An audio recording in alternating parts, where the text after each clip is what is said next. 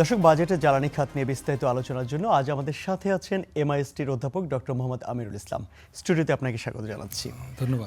প্রথমেই একটি বিষয় আপনার কাছে জানতে চাই যে বাজেট প্রসঙ্গে সিপিডি একটি মন্তব্য করেছে আজকের যে বাজেটে যে নবায়নযোগ্য জ্বালানি সেখানে যথেষ্ট বরাদ্দ রাখা হয়নি, এমনটি অভিযোগ করেছে সেন্টার ফর পলিসি সিপিডি। আপনিও কি এই অভিযোগের সঙ্গে একমত? বেসিক্যালি এটা তো মানে সরকার মানে নবায়নযোগ্য জ্বালানি, সেখানে tariff, VAT, AIT, advance income tax এগুলো উইভার করে দিয়েছে 35 সাল পর্যন্ত। এখন এইটা তৈরি করবে হচ্ছে প্রাইভেট সেক্টর। এখানে গভর্নমেন্ট সেক্টরও কিছু তৈরি করবে, তবে এখানে বাজেটে যে বরাদ্দ, সেই বরাদ্দ এই বছরের তুলনায় আমি মনে করি সঠিকই আছে, কারণ এইটা তো একটা টেকনোলজিক্যাল ব্যাপার। হুট করে রাতারাতি এটা ইমপ্লিমেন্ট করা মানে মুশকিল। বাংলাদেশে বিভিন্ন জায়গায় 50 মেগাওয়াট, 100 মেগাওয়াট, পিডিবি 10টা প্রজেক্ট ফ্লটিং করেছে, টেন্ডার করেছে, ঠিক আছে। এগুলো হলো প্রাইভেট সেক্টরগুলো বা ফরেন ইনভেস্টমেন্টগুলো আসবে, তারা ইমপ্লিমেন্ট করবে। এটা বসাইতে গেলে 6 মাস 1 বছর সময় লাগবে গ্রিডে বিদ্যুৎ আনতে। তো এই বছরের জন্য এটা ঠিক আছে, এটা পরীক্ষামূলকভাবে শুরু করবে। এটার ইমপ্যাক্টটা অবজার্ভ করে সামনের বছর হয়তো বাড়াতে বা কমাতে হতে পারে। তো বিশেষ করে যে আমাদের বাজেটে বিদ্যুৎ খাতে যে 25,000 megawatt IPP, independent power plant, তারপর কুইক রেন্টাল, এগুলোতেই তো আমাদের সমস্ত টাকা চলে যাচ্ছে।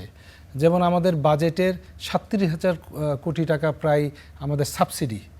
কিছু কুইক রেন্টাল পাওয়ার প্ল্যান্ট আছে, সেগুলো বিদ্যুৎ উৎপাদন না করলেও ক্যাপাসিটি চার্জ দিতে হচ্ছে। মানে যারা এটা পলিসি যখন করেছিল বিগত সরকারের, তারা জানতো যে আমাদের দেশে ন্যাচারাল গ্যাসের ক্রাইসিস হবে, সেই জন্য তারা ওই পলিসি করছে যে আমাদেরকে মানে আপনার যে আইপিপি, কুইক রেন্টাল, যে এই তখন বিদ্যুৎ কেন্দ্র বন্ধ থাকলেও আমরা যেন মানে টাকা পাই, মানে ক্যাপাসিটি চার্জ, এইভাবে তারা পলিসি করে গেছে। এটা তো বিগত সময়ের একটি সিদ্ধান্ত। কিন্তু গত কয়েকদিন আগে জ্বালানি মন্ত্রী বলেছেন যদি ক্যাপাসিটি চার্জ বন্ধ করে দেওয়া হয় তাহলে দেশ বিদ্যুৎহীন হয়ে যাবে। কেন আমরা এই ক্যাপাসিটি চার্জ থেকে এখন না? ক্যাপাসিটি চার্জ যেহেতু এটা একটা জিনিস হচ্ছে, এগুলো হলো কন্ট্রাক্টের ব্যাপার, না তো মামলা হয়ে যাবে ইন্টারন্যাশনাল কোর্টে। আপনি মানে এমন কন্ট্রাক্টগুলো এমন যে সরকার চেঞ্জ হলো, গভর্নমেন্ট জিওবি বাংলাদেশ গভর্নমেন্টের সাথে, এটা যে কোনো দলের গভর্নমেন্ট গঠন করুক, কন্ট্রাক্টকে আপনাকে মানে এটাকে বাধ্যতামূলক আপনাকে মানে পালন করতেই হবে। এগুলো তো কন্ট্রাক্ট করা, একেবারে মানে কন্ট্রাক্ট এগুলো মানে কন্ট্রাক্টের মেয়াদ শেষ না হওয়া পর্যন্ত পরিবর্তনের সুযোগ নাই। তারা তো বুঝেই করছে। হ্যাঁ, যেমন 37,000 কোটি টাকা, 31,000 কোটি টাকা দিতে হচ্ছে। আবার এলএনজি খাতে আপনি যেমন এলএনজি সিস্টেম করছে, আমাদের দেশীয় গ্যাসগুলো উৎপাদন বন্ধ করে ইচ্ছাকৃতভাবে বন্ধ করে আপনার বাপেক্স পেট্রো বাংলাকে দুর্বল করে আপনি এলএনজি আমদানি করা হচ্ছে। তো এলএনজি খাতে 11,000 কোটি টাকা রাখা হয়েছে। তো এটা তো আপনি এলএনজি যে ইনফ্রাস্ট্রাকচার তৈরি করে রাখছে, এটা তো আপনি এলএনজি আমদানি করতেই হবে। ইন্টারন্যাশনাল মার্কেটে এলএনজির দাম বাড়তে পারে। তারপর ধরেন আমাদের রিফাইনারি করা হচ্ছে না, আমাদের প্রায় 70 লক্ষ মেট্রিক টন আমাদের ডিজেল প্রয়োজন হয়।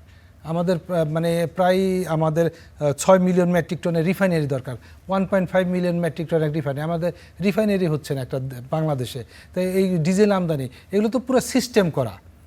বিজনেসম্যানরা পুরো সিস্টেম, যেই সরকারি আসুক তারা সিস্টেমে, যেমন এখানে প্রায় আপনার 10,000 কোটি টাকা এই যে তেলের অতিরিক্ত মূল্যের জন্য আমাকে দিতে হচ্ছে। তাই গভর্নমেন্ট তো পুরো ফ্রেমে আটকানো, বিজনেসম্যানদের দিয়ে গভর্নমেন্ট তো পুরো ফ্রেমে আটকানো, কীভাবে এটা থেকে বের হবে। তবে আশার আলো হচ্ছে যে সোলার, এটা গভর্নমেন্টের একটা ভালো উদ্যোগ, যে সোলারের উপর আমি নির্ভরশীল হয়ে গেলে, আমি ট্রান্সফর্ম হয়ে গেলে, সোলার যদি বাংলাদেশে ফিজিবল হয়ে যায়, মানে যদি কৃষি খাতে এটার একটা ব্যালেন্স দেখতে পাই, কৃষি খাতে যদি তেমন ইম্প্যাক্ট না পড়ে এবং ইনভেস্টররা আসে, আমাদের ল্যান্ডগুলো যেগুলো আনইউটিলাইজ, কৃষি জমি অনেক ব্যারেন ল্যান্ড আছে, যেমন চরের ল্যান্ডগুলো, তারপরে আমাদের নদী অনেকগুলো আছে, সেগুলো আমরা সোলার পাওয়ার প্ল্যান্ট করতে পারি। তার উইন্ড আছে, আমাদের উইন্ড, হ্যাঁ, এগুলো হাইড্রো পাওয়ার আছে, এগুলো ইউটিলাইজ করতে হবে, মানে এনার্জি ডাইভার্সিফাইড ব্যবস্থা করতে হবে। আরেকটা হলো যে আমাদের বাংলাদেশে প্রচুর গ্যাস আছে মাটির নিচে। আপনি একটা ভোলাই দেখেন, ভোলাতে একটা 1200 স্কোয়ার কিলোমিটার, সে জায়গায় 70 CF গ্যাস আছে। আবার এখানে আপনার মানে 600 স্কোয়ার কিলোমিটারের মধ্যে 28টা কূপের লোকেশন, 9টা কূপ অলরেডি খনন করেছে, প্রত্যেকটাতে গ্যাস পাওয়া গেছে। বাংলাদেশে 3D সাইসমিক করা 22টা এলাকা আছে। এই 22টা এলাকাতে যদি এটা প্রপার অ্যাডভান্স জিএনজি স্টাডি করা হয়, প্রায় 250টা কূপের লোকেশন দিতে পারবে। সে জায়গা থেকে 2000 মিলিয়ন গ্যাস মানে উত্তোলন করা যাবে। আপনি দেখেন যে আপনার এই যে গ্যাসের জ্বালানি, বিদ্যুতে যেখানে 20,000 থেকে 25,000 কোটি টাকা প্রজেক্ট দেওয়া হয়েছে, সেই জায়গায় গ্যাস উৎপাদনের ক্ষেত্রে প্রজেক্ট মাত্র 16টা প্রজেক্ট দেওয়া হয়েছে, প্রায় 2300 কোটি টাকার মতো দেওয়া হয়েছে। কিন্তু এইখানেই তো 20,000 কোটি টাকা দেওয়া প্রয়োজন। 20,000 কোটি টাকা লাগবে না, 10,000 কোটি টাকা এক অর্থ বছরে খরচ করলে, প্রায় 100 কূপ খনন করলে আপনি 1000 মিলিয়ন গ্যাস অনায়াসে পাবেন। আপনি তো এলএনজি আমদানি করতে হয় না। সঠিক পলিসির দিকে যেতে হবে। বিগত সময় তো আমরা দেখেছি দেশীয় উৎপাদনের চেয়ে আমদানির দিকে বেশি এখন আগ্রহ ছিল। বাজেটটা ফ্লেক্সিবিলিটি নাই যে আমি হুট করে 10,000 কোটি টাকা গ্যাসে, আপনি তো ডিপিপি আসতে হবে। আমাদের যে ডেভেলপমেন্ট এডিপি করা হয়, এডিপি যে প্রজেক্ট পোর্টফোলিও তৈরি করতে হয়, প্রজেক্টের ডেভেলপমেন্ট প্রোগ্রাম তৈরি করতে হয়, এটা 1 থেকে 2 বছর সময় লাগে, অনেক অ্যানালাইসিস করতে হয়।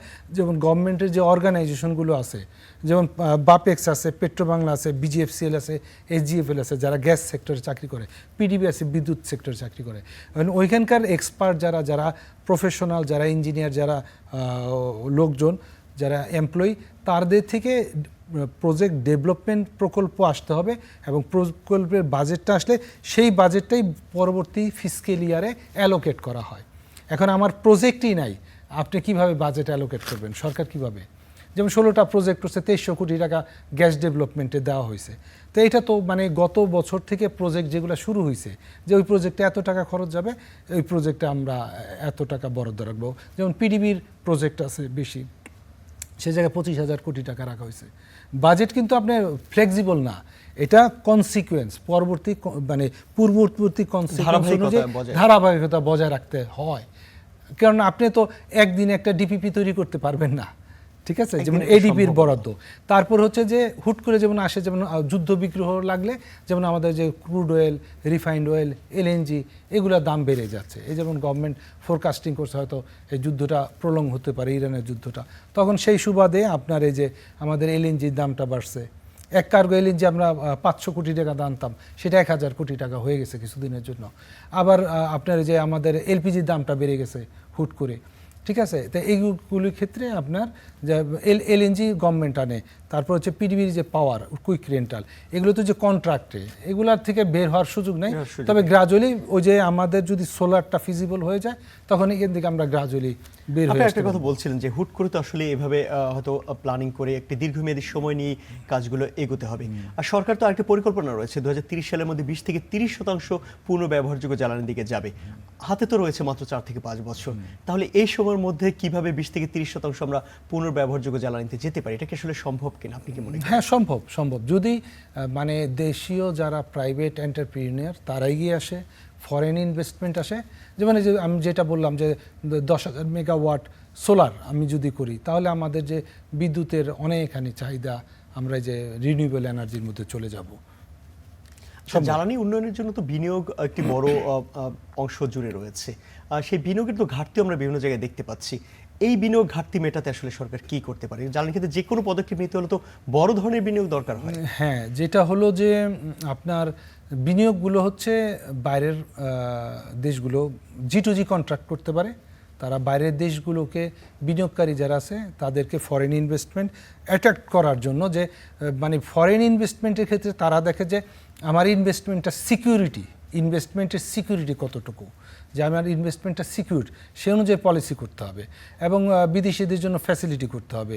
এখানে যেমন ধরেন দুবাই কী ছিল, তারা ফরেন ইনভেস্টমেন্ট দিয়ে লোকাল এনার্জি ব্যবহার করে ফরেনদেরকে অ্যাট্রাক্ট করে তাদের ইকোনমিকে ডেভেলপ করে ফেলছে। ঠিক আমাদেরও ফরেন ইনভেস্টরদেরকে সুযোগ দিতে হবে, তাদেরকে ট্যাক্স হলিডে দিতে হবে, তাদেরকে মানে যে গভর্নমেন্টের পারমিশনগুলো, তারা যদি মন্ত্রণালয় হয়রানি শিকার হয় তা তো আসবে না। তারা মানে বিভিন্ন ধরনের, মানে দেখা যায় যে মানে এগুলো তো কোম্পানির মাধ্যমে আসে। একটা হচ্ছে যে কোম্পানির মাধ্যমে আসলে তাদের কিছু যদি ইলিগেল কিছু মানি চাওয়া হয়, এটা তো তাদের পলিসি না। তো ইনভেস্টররা যে ডেলিগেশন টিমটা আসে, তারা আসলে দেখা গেল যে তারা তো একেবারে সব ব্যাংকিং চ্যানেলে ট্রানজ্যাকশন করতে হয় তাদের, এবং তাদের ওই যে মানে এক্সট্রা যে টাকাটা, এটা তাদের পলিসিতে, কোম্পানির পলিসিতে নাই, সব কোম্পানি থাকে না। তা ওইটা যদি চাওয়া হয় তখন কী করে, তারা মুখ ফিরে চলে যায়। তো এই জিনিসগুলো চেক আউট দিতে হবে। এই জিনিসগুলো একেবারে টোটালি যে ফরেন ইনভেস্টমেন্টের ক্ষেত্রে তাদেরকে কোনো প্রকার হয়রানি করা যাবে না, তাদেরকে ব্যাংকিং ফ্যাসিলিটি দিতে হবে, অ্যাডমিনিস্ট্রেটিভ ফ্যাসিলিটি দিতে হবে মন্ত্রণালয়ের মাধ্যমে, যেন তারা হয়রানির শিকার না হয়। তাদের চিঠিগুলো ফালায় রাখা হয়। তাদের যে আপনি মন্ত্রণালয়ে গেলে দেখবেন শত শত প্রতিদিন অফার আসে, শত শত অফার আসে, সেই অফারগুলি ফেলে রাখা হয়। এগুলোর জন্য কুইক প্রসেস করা হয়, ফাস্ট ট্র্যাক প্রায়োরিটি। এই জন্য দরকার হলে স্পেশাল আইন করা উচিত, ফাস্ট ট্র্যাক প্রায়োরিটি দেওয়া হবে। তারা 1 সপ্তাহের মধ্যে তাদের চিঠিটা প্রসেস করে, ইয়েস অব নো, তাদেরকে মাসের পর মাস ঘুরাইতে মন্ত্রণালয় ঘুরায়। এটা তো হবে না। চিঠি আসবে, আপনি পড়বেন, এটা মেরিট ডিমেরিট দেখবেন, এবং যদি এটা বাংলাদেশের জন্য ভালো হয় ইনভেস্টমেন্ট প্রপোজাল, আপনি মন্ত্রণালয় দেখবেন। আমি জ্বালানি মন্ত্রণালয়ে যে কাজ করি, দেখি যে মন্ত্রণালয়ে প্রতিদিন শত শত অফার আসতেছে, আপনার চাইনিজ অফার, মিডল ইস্টের অফার, কিন্তু এগুলা মানে ফালায় রাখে।